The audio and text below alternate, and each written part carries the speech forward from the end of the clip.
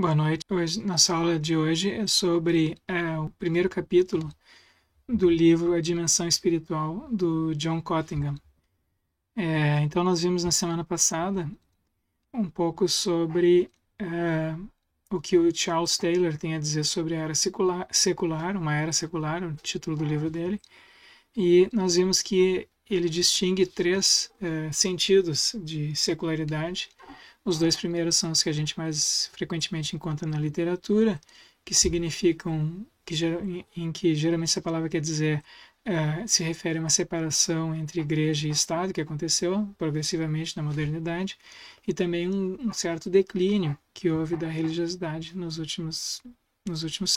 Mas o Charles Taylor enfatiza que, na opinião dele, esse é o argumento que ele desenvolve no livro, o mais importante desse processo complexo de secularização da nossa cultura foi o que ele consistiu no que ele chamou de uma alteração nas condições da fé, ou nas condições da crença, e que tem diversos aspectos, eu mencionei alguns deles na aula passada, e que incluem, por exemplo, o que se chama às vezes de um desencantamento, né? O mundo deixou de ser um mundo encantado. Os aspectos, digamos assim, transcendentes ou divinos ou sagrados deixaram de ser visíveis no mundo em que as pessoas não têm mais experiência direta disso. A gente lê na literatura, a gente lê histórias, mas em geral é como um aspecto assim fictício, mitológico, falso da realidade. O mundo é apresentado para nós hoje primariamente na a natureza. Ela é apreendida por nós de uma abertamente assim científica e nesse sentido desencantada. E em segundo lugar, o Charles Taylor chama atenção para uma desagregação da vida espiritual, né? Que a vida espiritual, mesmo das pessoas que são religiosas, elas não têm uma vida espiritual integrada, elas têm assim uma vida espiritual fragmentada. Então a gente tem assim esferas sociais diferentes nas quais nós habitamos, e uma dessas esferas é a esfera, digamos assim, religiosa ou espiritual. E mesmo no interior dessa esfera religiosa e espiritual há fragmentações. Bom, eu falei sobre essas coisas na semana passada. Eu queria comentar, então eu queria dar exemplos assim mais concretos hoje do que seria o exemplo desse desencantamento, né? Como é que é a visão científica, a concepção científica do mundo. Então, eu gostaria de mencionar aqui um filósofo americano, que é um filósofo assim muito importante nesse sentido, porque ele, de certa maneira, sistematizou essa visão de mundo de uma maneira muito assim sofisticada e bastante completa. É o filósofo Willard Quine. Ele pode ser considerado talvez o principal metafísico, né, da cientificista, assim, da ciência contemporânea, né? Há um sentido em também que ele não é propriamente um metafísico, mas isso eu vou deixar de lado assim essa questão, né, da interpretação da filosofia dele. Eu queria só dar um exemplo aqui de como um exemplo de uma visão ou de uma concepção desencantada do mundo. Então tem um artigo que ele escreveu que está publicado no livro Ways of Paradox, que se chama Posits and Reality. E esse artigo começa da seguinte maneira: sou um objeto físico sentado num mundo físico. Então aqui, claro, ele está fazendo uma espécie de alusão indireta, né, um paralelismo com a primeira meditação do Descartes. Então, Descartes, eu estou aqui sentado junto ao fogo e tal. E aqui ele diz assim: sou um objeto físico sentado num mundo físico. Algumas forças desse mundo físico impingem sobre a minha superfície. Raios de luz atingem as minhas retinas, moléculas bombardeiam meus tímpanos e as pontas de meus dedos. Eu contra-ataco, emanando ondas de ar concêntricas. Essas ondas tomam a forma de torrentes de discursos sobre mesas, pessoas, moléculas, raios de luz, ondas de ar, números primos, conjuntos infinitos, alegria e tristeza, bem e mal. Minha habilidade de contra-atacar dessa maneira elaborada, consiste em ter assimilado uma boa parte da cultura de minha comunidade, talvez modificando-a e elaborando-a por conta própria. Todo esse treinamento consistiu, por sua vez, em um impingir de forças físicas, em boa parte pronunciamentos de outras pessoas, sobre a minha superfície, e mudanças graduais em minha constituição em decorrência dessas forças físicas. Tudo que sou ou posso esperar ser deve-se a irritações de minha superfície, junto com quaisquer tendências latentes a responder que possam estar presentes em meu germoplasma original. E toda a sabedoria das eras deve-se a irritações das superfícies de uma sucessão de pessoas junto, novamente, com as condições internas iniciais desses diversos indivíduos.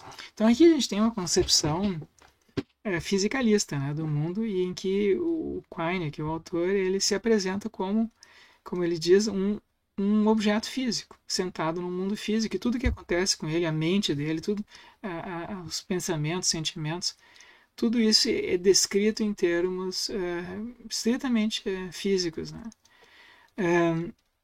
Então, na verdade, a filosofia, boa parte da filosofia do Quine foi uma tentativa de mostrar como isso é possível. Como é possível a gente descrever aspectos da realidade, né? Por exemplo, a nossa vida mental, a cultura, os valores, enfim, as crenças, as pessoas, a linguagem, as normas. Como é possível descrever todos esses aspectos da realidade que não parecem físicos em termos físicos? Então ele tem um projeto de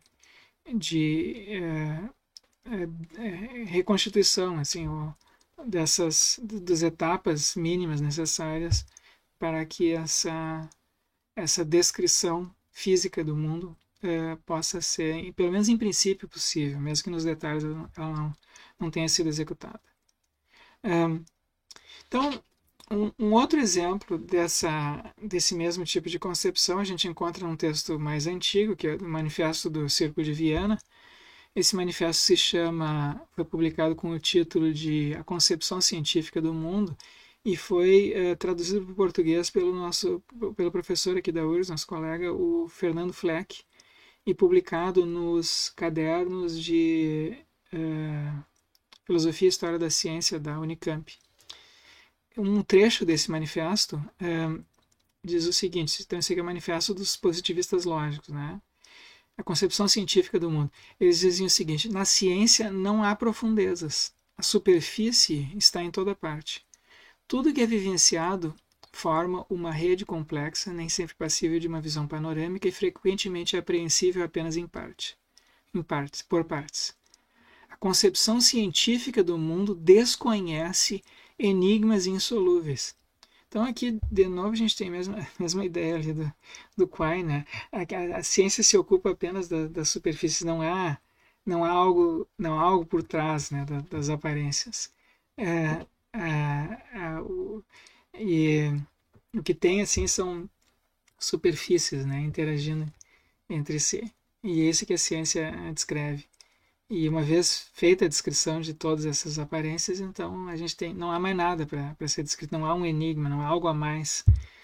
Então isso é exatamente o contrário do que dizem as tradições religiosas, né? As tradições religiosas todas dizem que existe um aspecto da realidade, ou uma dimensão, talvez, que é invisível, que não se mostra, que está por trás, que é misteriosa, que é oculta, que não se revela aos sentidos, ou não se revela aos estados de consciência comuns, né?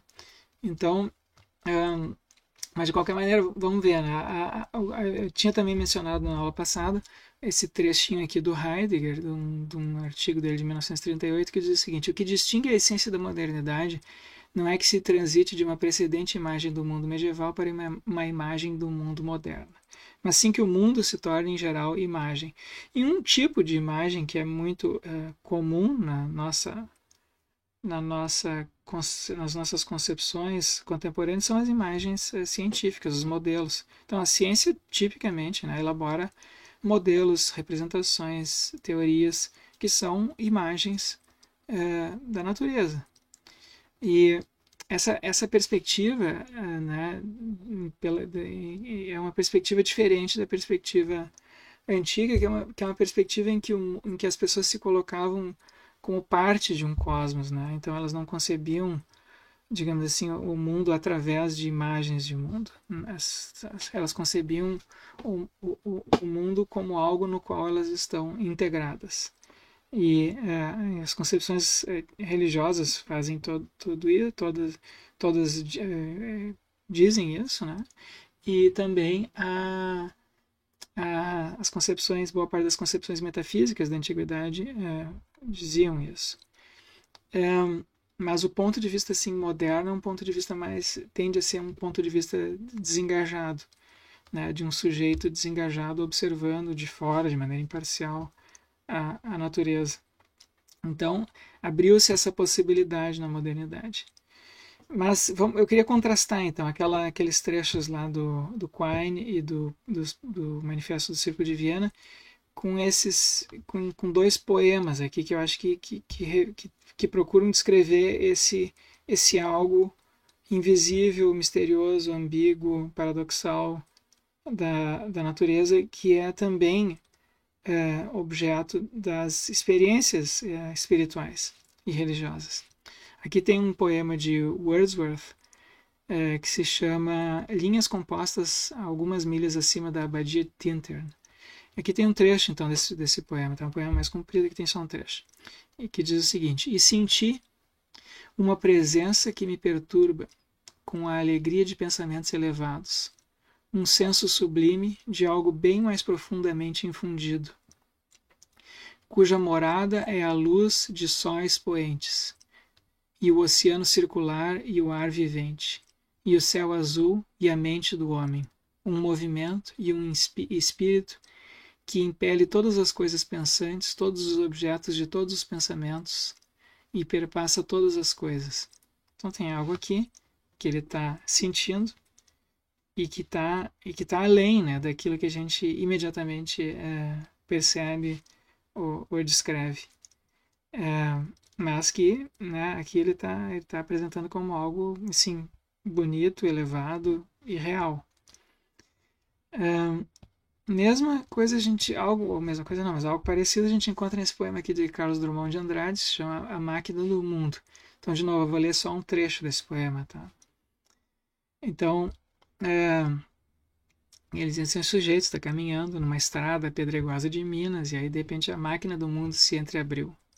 E aí ele diz o seguinte: olha, repara, o poema diz, olha, repara, ausculta, essa riqueza sobrante a toda a pérola, essa ciência sublime e formidável, mas hermética, essa total explicação da vida, esse nexo primeiro e singular, que nem concebes mais, pois tão esquivo se revelou ante a pesquisa ardente em que te consumiste. Vê, contempla, abre teu peito para agasalhá-la. As mais soberbas pontes e edifícios, o que nas oficinas se elabora, o que pensado foi e logo atinge, distância superior ao pensamento, os recursos da terra dominados e as paixões e os impulsos e os tormentos, e tudo o que define o ser terrestre ou se prolonga até nos animais e chega às plantas para se embeber, no sono rancoroso dos mistérios, dá volta ao mundo e torna a se engolfar na estranha ordem geométrica de tudo, e o absurdo original e seus enigmas, suas verdades altas mais que tantos monumentos erguidos à verdade, e a memória dos deuses, e o solene sentimento da morte que floresce no caule da existência mais gloriosa.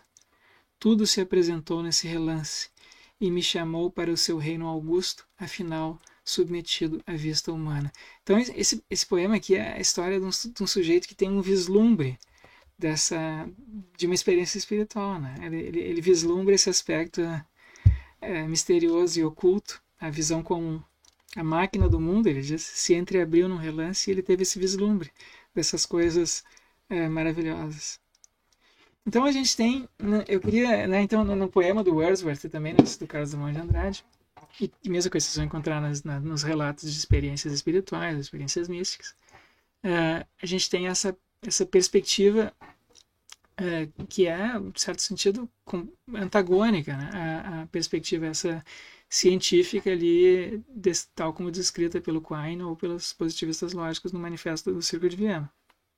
A perspectiva científica É uma perspectiva, então, desengajada, impessoal, ahistórica, não valorativa e literal. A linguagem usada na ciência é a linguagem sempre literal, descritiva. Né? Evitam-se metáforas, a linguagem simbólica, evita-se a avaliação, a descrição assim estética ou valorativa. Prefere-se a descrição matemática, objetiva, desengajada. Por outro lado, a gente tem, nesses dois poemas que eu li, uma perspectiva que a gente pode chamar de espiritual, que é engajada, é um sujeito que está ali num momento particular e tem uma experiência pessoalíssima, né? E que está assim diretamente percebendo em contato com algum aspecto da natureza, da realidade transcendente ou algo sagrado. E isso aparece para ele diretamente. Ele não tem nenhuma teoria disso, na verdade ele talvez nem entenda direito, mas ele percebe isso, ou ele sente isso. É uma perspectiva histórica, ela acontece num momento particular, ela não se repete, e ela é valorativa, quer dizer que ela é apresentada ali como sublime, como maravilhoso, como, enfim, de alguma maneira assim, que não é de um valor assim utilitário, não é assim ou monetário, financeiro, é algo valioso no sentido de ser venerável, sagrado, né? E a linguagem usada em boa medida é simbólica, não literal. Então, nós, seres humanos, todos, nós temos essas capacidades, né, de ver as coisas em perspectivas diferentes. A nossa mente funciona dessa maneira. Existe uma história da evolução da mente humana, e uma das características da nossa mente é justamente essa capacidade de ver, de poder ver o mundo sob perspectivas diferentes e conseguir alterar de um para o outro, né? Então, a perspectiva científica é uma perspectiva entre várias outras. Da mesma maneira, as perspectivas espirituais. E a gente pode também conceber o mundo sob outras perspectivas, uma perspectiva mais estritamente moral, ou estética, cultural, ou psicológica, ou política, enfim.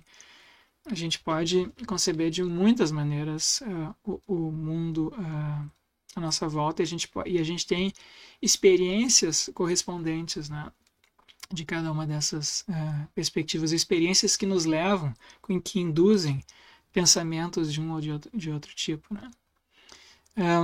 Então, uma característica da perspectiva assim científica é que os seres humanos não estão ali no centro do universo, né? No centro do mundo. Então a gente vejam, por exemplo, como é a história do universo descrita pela física. Então a gente, aqui nessa imagem aqui a gente tem um diagrama, né, da história do universo, conforme então eu vi inicial 13 bilhões e meio de anos houve um Big Bang, uma explosão, e se criou então o espaço-tempo, o nosso universo, e houve uma evolução, inicialmente a formação de partículas, depois de poeira, depois estrelas, planetas, galáxias e assim por diante. Até chegar, então, a nossa galáxia e a Terra aqui. Então, vocês vejam que quando isso é apresentado, né, pelos físicos, não há nenhuma. Não há a história humana, a rigor, desses 13 bilhões e meio de anos, a nossa história começa apenas no finalzinho da história do universo, né? Há mais ou menos 200, 300 mil anos. E aqui a gente tem uma imagem, um desenho, né? uma representação gráfica da Via Láctea, e a Terra não está nem no centro da Via Láctea, a Terra está na periferia aqui do Sistema Solar nosso.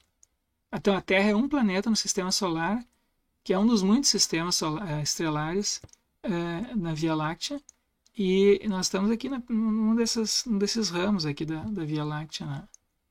E mesmo quando a gente considera a evolução da vida, das espécies, a gente tem então a árvore da vida, né, que foi concebida por Darwin, depois sofisticada pelos biólogos contemporâneos, e nós ocupamos ali um ramo dessa árvore da vida. Então, essa é uma maneira de conceber, né? De conceber o ser humano, de conceber a evolução assim, do nosso planeta, da nossa galáxia, assim por diante. E como é que são as descrições, tipicamente as descrições religiosas, né? Então, por exemplo, aqui a gente tem a descrição que a gente tem na nossa tradição religiosa, na tradição predominante aqui no Brasil, que é a tradição cristã. A gente tem no livro do Gênesis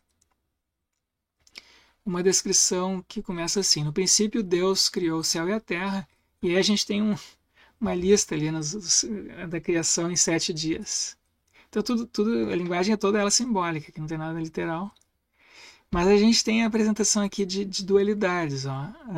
Não, no primeiro dia Deus criou o céu e a terra, no segundo dia Deus criou o firmamento, então dividiu as águas de cima das águas de baixo.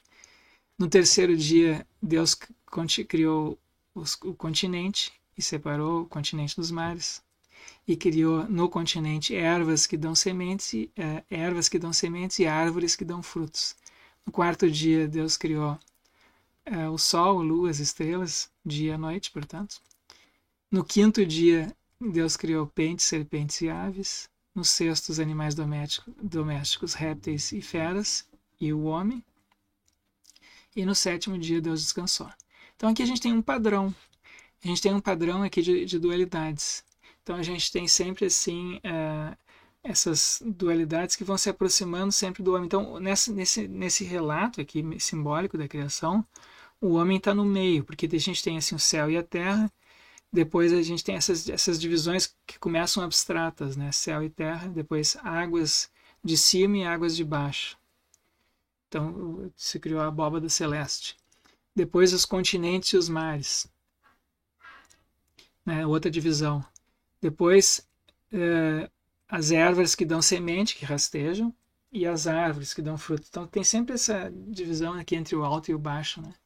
Dia e noite, luz e trevas, portanto, peixes e serpentes que vivem nas águas ou rastejam, e as aves que voam. Então aqui, e depois as criações mais perto dos seres humanos, né? Os animais domésticos de um lado e os répteis e as feras. E, por fim, o homem. Então, os seres humanos estão no centro dessa criação, né? A gente tem, assim, a criação de coisas vindas de cima e vindas de baixo, e elas vão se aproximando, e no centro, a última coisa criada é o ser humano, que está bem no meio desse conjunto de coisas, assim, criadas. E no sétimo dia a gente tem o descanso. Então, tudo isso aqui é simbólico, inclusive o descanso, né? Tem sempre algo a mais, nessas descrições bíblicas tem sempre algo a mais, um resto, algo que não faz parte, digamos assim, da teoria do sistema, nesse descanso aqui, parece alguma coisa assim que sobrou, né? Coisa que é diferente, né? Então a gente sempre tem isso nas descrições. A gente tem 6, que é um número assim de perfeição, por isso 666 é um símbolo às vezes usado de algo demoníaco, porque é algo perfeito, não existe isso, é algo totalizante. Então nos relatos sagrados tem sempre esse sétimo elemento que não casa com os outros 6, né? que é um resto que é incluído. Então,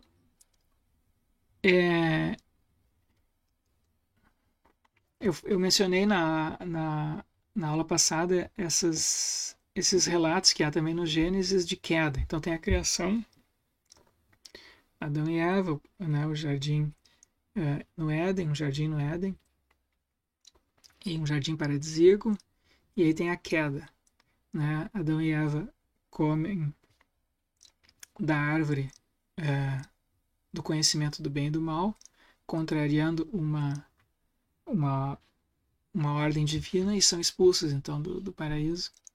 E aí tem uma sequência de queda com Caim e Abel, depois a enchente, a Arca de Noé, depois a Torre de Babel. Tem uma sequência aqui de quedas, e nessas quedas a gente tem um progressivo assim, afastamento dos seres humanos desse lugar central em que eles ocupavam, né?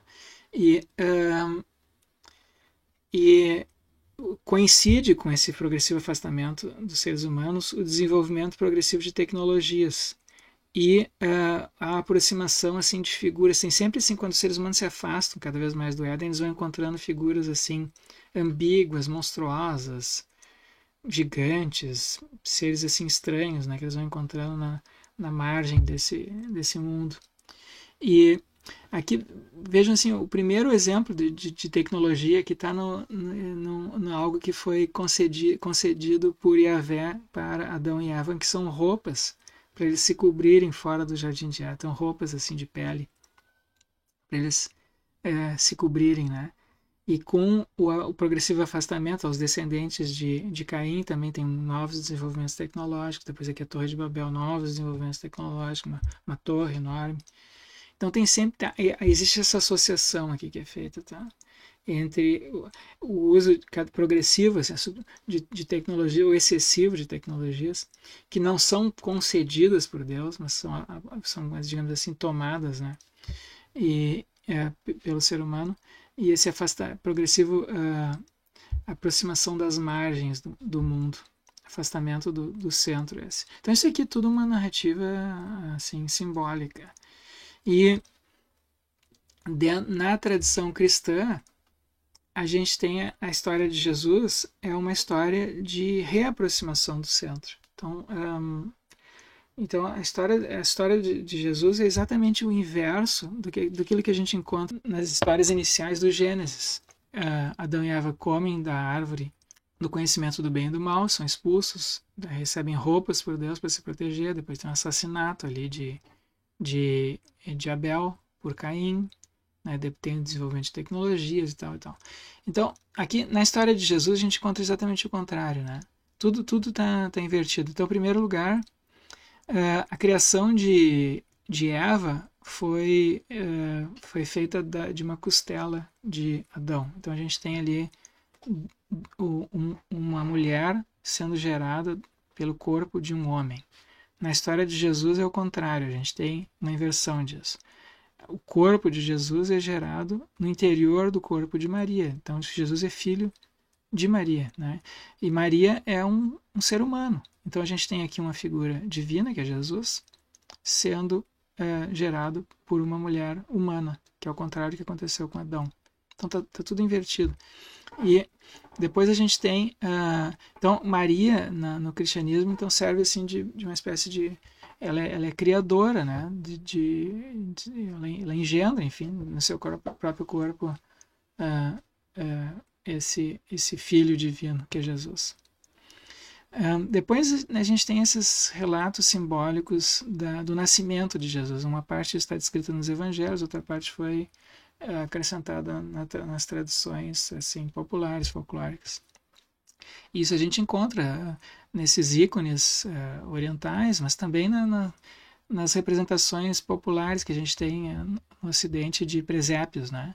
Então aqui a gente tem um ícone oriental e comumente Jesus é apresentado como nascendo numa gruta ou em algum lugar assim muito próximo da terra, né? Nem sempre é uma gruta. Isso não está, se vocês forem ler nos evangelhos, não está dito lá onde é que ele nasceu exatamente.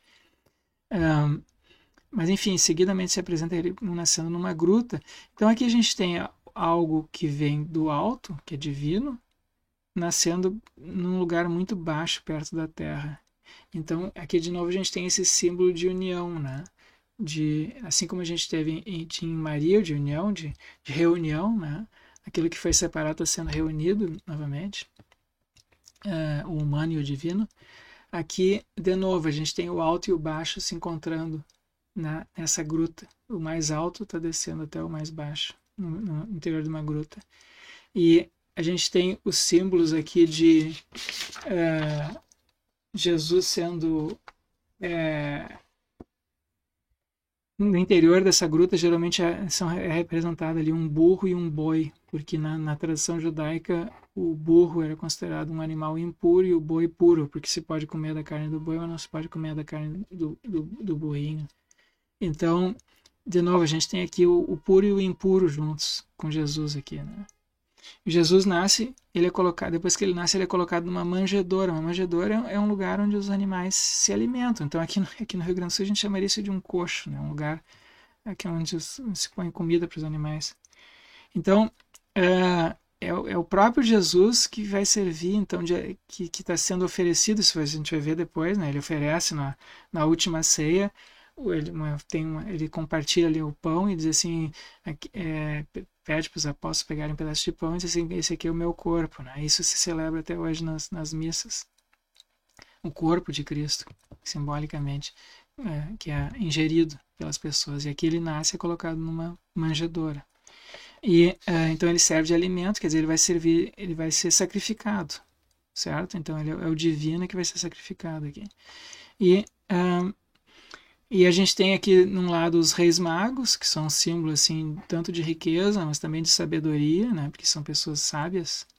E, de outro lado, os camponeses, que vêm visitar Jesus logo após, pastores, né? Que vêm visitar Jesus. Então, são simbolicamente pessoas pobres e também incultas, que vêm visitar. Então, a gente tem a união disso também, da riqueza com a pobreza, a sabedoria com a ignorância, a pureza e a impureza, o alto e o baixo. Então está tudo aqui unido, certo? Então tudo aquilo que foi desunido lá naquelas cenas de queda do Gênesis agora ficam aqui todas unidas novamente.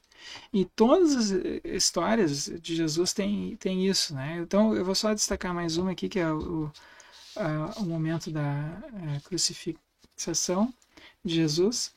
Então o que a gente tem aqui, né? Jesus então, Adão e Eva comem da árvore do fruto do conhecimento, e quando Yahvé indaga o que vocês fizeram, eles tentam dizer assim, não sei, eu fui enganado pela cobra, ou, né, ou a Eva, foi a Eva que foi, a culpa foi da...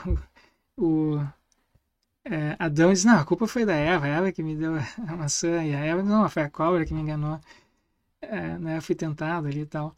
Então eles meio que se esquivam, né, eles de fato fizeram aquilo, né? Mas eles não assumem a responsabilidade por aquilo, eles se esquivam inicialmente, pelo menos, eles tentam se esquivar dessa responsabilidade. Eles são responsáveis, mas tentam se esquivar da responsabilidade.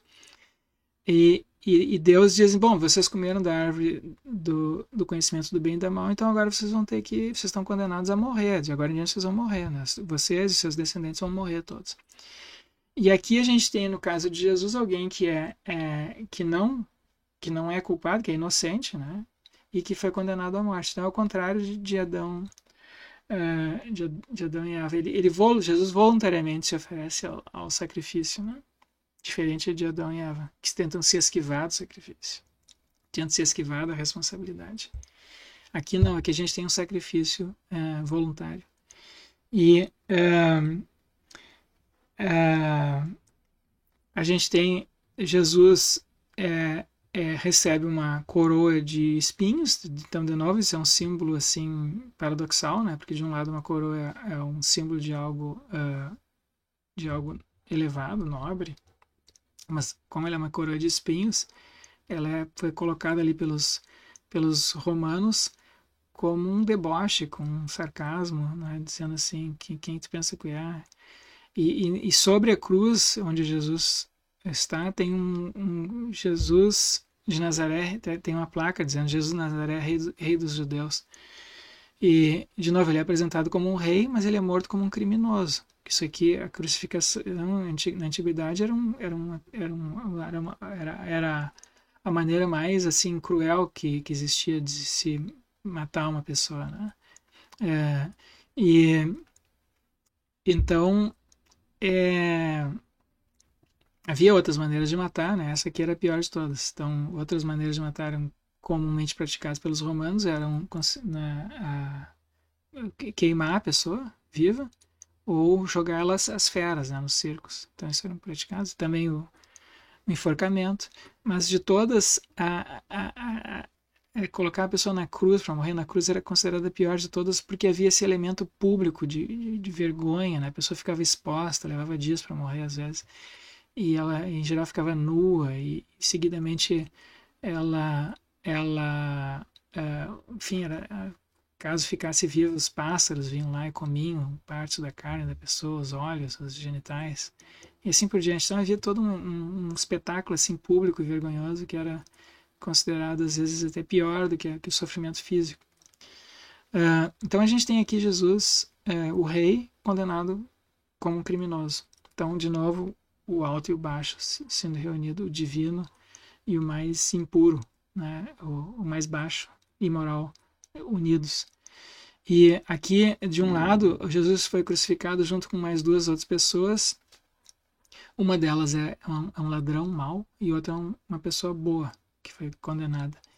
Então, de novo, a gente tem aqui o bem e o mal, né? E Jesus está pregado à madeira. Então, é como se ele estivesse fazendo o caminho inverso lá de Adão e Eva, né? Adão e Eva roubaram algo da árvore do conhecimento do bem e do mal, e Jesus agora está pregado a essa madeira. E aqui dos dois lados a gente tem o bem e o mal, né? Então, é como se ele tivesse agora pregado, tivesse sido levado de volta a essa árvore do conhecimento do bem e do mal e sido pregado nela. Então, tudo nisso aqui é muito assim, é simbólico, né? E, por fim, a gente tem uma pessoa aqui, um soldado, que perfura aqui a barriga de Jesus, e quando ele faz isso, jorra sangue e água da barriga dele. E isso aqui é uma espécie assim, de símbolo, de novo, de uma espécie de nova criação, né? Como se ele morreu e agora tem uma nova criação, uma nova época que começa. E, claro, depois a gente tem a história também com relação à roupa, né? Então, Adão e Eva são expulsos do paraíso, recebem aquelas roupas de pele por Yahvé, e Jesus agora está despido, né, dessas roupas aqui na cruz. Ele é pregado na madeira dessa, mas ele é despido, ele está seminu aqui, né? Talvez estivesse nu, a gente não sabe. Então, por fim, a gente tem a história da ressurreição, que é de novo uma união uma espécie de reversão, né, daquela condenação lá de Yahvé. Yahvé diz para Adão e Eva que de agora a gente tem que morrer, e Jesus morre, mas ressuscita. Então é como se ele tivesse acabado, né, com a morte, né? A morte é uma ilusão, não existe morte. E então há uma série assim de reversões que acontecem nessa história e que simbolizam, então, que apresentam, né, para os cristãos um modelo de união com o divino na figura de Jesus. Então, ele é até hoje, né, para as pessoas que são cristãs, um modelo dessa possibilidade, né, de união com Deus pela imitação da maneira dele agir. Então, essas são uma narrativa. Vocês vejam que aqui tudo é simbólico, né? E aqui os seres humanos, a maneira de viver, as experiências pessoais estão todas no centro da narrativa, diferente do que acontece nas narrativas, ou nas histórias, nas teorias científicas. Elas são ahistóricas, desengajadas, impessoais, e os seres humanos não são particularmente importantes na história que é contada. Aqui não. Nas histórias religiosas, né, é o ser humano que está no centro, né? Deus os seres humanos são, digamos assim, na história cristã, pelo menos, mas nas outras também a gente encontra isso. Tem algo muito especial, muito sagrado com relação a respeito dos seres humanos, né? E também esse lugar central a gente encontra essa união de opostos, que foram divididos, né, que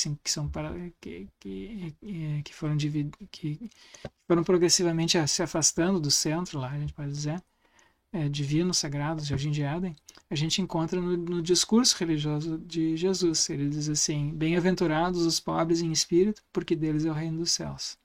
Bem-aventurados os mansos, porque herdarão a terra.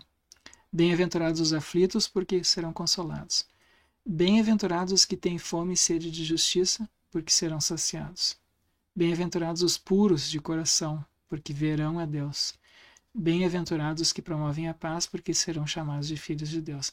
Então, aqui a gente tem a valorização de tudo aquilo que é, assim, socialmente, politicamente desvalorizado na Terra, né? Então, aquilo que é o mais baixo, digamos assim, na Terra, os pobres, os mansos, os aflitos, os que têm sede de justiça, né? Os puros de coração, os que promovem a paz, todos aqueles que não têm poder, enfim, que são que estão à margem das sociedades, ou que se encontram assim, que são humildes, né? Esses aí eles são promovidos por Jesus. Então ele diz: os últimos serão os primeiros serão os últimos. E depois a gente tem isso, o refinamento de Santa Doutrina de São Paulo, né, numa carta famosa de São Paulo, ele diz: não há judeu nem grego, não há escravo nem livre, não há homem nem mulher, pois todos vós são um só em Jesus Cristo. Então, essas divisões sociais que a gente faz, né, é judeu, o grego, né, o grego é o estrangeiro para eles, né, escravo ou livre, homem e mulher, não tem essas divisões. Essas divisões são irrelevantes do ponto de vista assim, sagrado ou divino. Então a gente tem uma história aqui de sofrimento, de sacrifício voluntário em benefício do outro e um sacrifício amoroso, né? Então a gente tem uma espécie assim de guia para a vida que é oferecida, mas é um guia muito pessoal, muito particular para a existência humana e para a minha existência, para a existência de quem adota essa, para a existência assim individual nossa, né? Não é algo assim abstrato, nem teórico, nem impessoal. Então, o que o John Cottingham diz sobre isso agora, né? Chegando finalmente ao texto da aula de hoje. O John Cottingham diz o seguinte: olha, a religião não é apenas um conjunto de proposições. Ele começa o capítulo dizendo isso, mas ele sustenta que há uma espécie de primado da praxis na religião. Essa é a tese que ele vai defender nesse primeiro capítulo do livro. Ele quer mostrar que há um primado da praxis em vez do intelecto, das teorias. A religião não pode ser entendida sem esse primado da praxis, e a praxis está associada não a teorias, ou a raciocínios, ou a proposições, mas a exercícios espirituais, a transformação interior e a arte de viver. É da própria natureza do entendimento religioso que ele se origine no envolvimento prático, mais do que na análise intelectual, ele escreveu na página 23. E ele cita, então, Pascal, né? Pascal, num certo momento, lá nos pensamentos, ele diz o seguinte: queres curar-te da descrença e solicitas os remédios. Aprende com aqueles que estavam como tu e que agora apostam tudo que possuem. São pessoas que conhecem o caminho que gostarias de trilhar. Estão curados da enfermidade para a qual buscas uma cura. Assim, segui-os e começa como começaram, agindo como se crescem, tomando água benta, assistindo missas e assim por diante. No curso natural dos acontecimentos, isso por si só te fará crer, domar-te-á. Então a gente tem aqui um processo de transformação, né? O Pascal diz: olha, tu não acredita, tu fez aquela aposta, tu conclui racionalmente que seria melhor acreditar em Deus, mas tu não acredita, certo? Tu seria melhor acreditar em Deus, mas não acredita. Então o Pascal diz: vamos, então tem um processo de transformação ao qual tu vai ter que se submeter, e esse processo começa com uma prática, não começa com... Entende? Então ele diz assim: tu tem que agir de uma certa maneira, mesmo que tu não acredite. Então, o que o Cottingham, isso parece assim uma espécie de contrassenso. Se a gente adota uma perspectiva estritamente intelectual, racional, crítica, isso aqui parece absurdo. Então, o que o Cottingham procura fazer é mostrar que não é absurdo, né? Que na verdade essa é a nossa condição natural a respeito de todos os assuntos. A gente faz isso com todas as áreas, né? Mas em particular é particularmente pertinente no domínio da religião. E então ele faz isso. Então aqui tá o problema, ele coloca da seguinte maneira: se a praxis espiritual precede a avaliação intelectual, não há um perigo de que a primeira, devido à sua própria natureza, obstrua a segunda. Quer dizer, não há um perigo de que se eu adoto essa perspectiva, digamos assim, se eu aceito uma fé e não faço a avaliação crítica, minha avaliação vai ficar prejudicada agora, né? Pode ser que eu seja levado a uma fé cega, ou seja levado a adotar assim doutrinas esdrúxulas ou absurdas ou irracionais, ou que eu acabe me deixando levar por ideologias, ou eu seja enganado por outras pessoas se eu não mantiver o meu senso crítico sempre atento, né? Então, como é que pode haver um primado da prática? Como é que isso pode ser razoável, né? E o que ele sustenta é que nem sempre a avaliação racional imparcial nos leva à verdade. E o exemplo que ele usa para sustentar isso é o exemplo que ele tira de um artigo da Martha Nussbaum, uma filósofa americana da Universidade de Chicago, que se chama O Conhecimento do Amor. E ela desenvolve um exemplo que ela tira do livro Em Busca do Tempo Perdido, de Marcel Proust. O herói examinou cuidadosa e judiciosamente seus sentimentos da maneira mais meticulosa e chegou à conclusão raciocinada de que não mais se importava com Albertine. Mas então a governanta Françoise traz-lhe a notícia de que Albertine deixou a cidade. Precisamente no momento em que ele se convencera completamente e com plena certeza de que não mais a amava. Um sentimento imediato, agudo e avassalador de angústia lhe diz: estava errado. Então o cara teve um romance com essa mulher e aí ele se convence que ele não ama mais ela. E aí ele ouve a notícia de que ela viajou, que ela deixou a cidade. E aí quando ele ouve a notícia, ele vê que ele ainda gostava dela. Então assim, o raciocínio imparcial foi completamente inadequado, né? Então o personagem então medita: estiver errado ao pensar que podia ver claramente no âmago de meu próprio coração um conhecimento que as mais perspicazes percepções da mente não teriam me proporcionado, fora agora trazido a mim, sólido, resplandecente, estranho, como sal cristalizado pela abrupta reação de dor. Ele sentiu dor ali, né? Por saber que ela tinha deixado a cidade. Ele achava que não amava mais ela, mas ele continuava amando. E esse conhecimento ele não obteve pela inspeção imparcial e fria do seu próprio coração, do seu próprio mente. Ele obteve isso pelo sentimento da dor essa. Então, o Kottinger então lembra aqui dessas passagens do Pascal, que diz, bem conhecidas, né? O coração tem suas razões que a própria razão desconhece. É o coração que sente Deus e não a razão. Eis o que é a fé. A Martha Nussbaum, o caso da Martha Nussbaum, ela não está falando de religião, ela está falando de amor, mas o Kottinger sustenta que vale o mesmo raciocínio. Mas a Martha Nussbaum diz o seguinte: há certos tipos de verdade em relação aos quais a tentativa de apreendê-los de forma puramente intelectual consiste numa forma de evitá-los. Tá? Então, tentar apreender verdades do coração de maneira intelectual é uma maneira de evitar essas verdades, de não reconhecê-las. Esse conhecimento do amor desdobra-se, diz a Martha Nussbaum, expande-se em tempo humano. Não é de modo algum uma coisa, mas um modo complexo de estar com outra pessoa. Um deliberado capitular diante de influências externas incontroláveis. Não há condições necessárias e suficientes e nenhuma certeza. Para mostrar essa ideia adequadamente num texto, parece que necessitamos de um texto que não dê definições e permita que o misterioso permaneça assim. Permaneça misterioso. Tal texto alista-nos em uma atividade confiante e amorosa. Lemo-lo suspendendo o ceticismo, permitindo a nós próprios sermos tocados pelo texto, pelos personagens à medida que conversam conosco no decurso do tempo.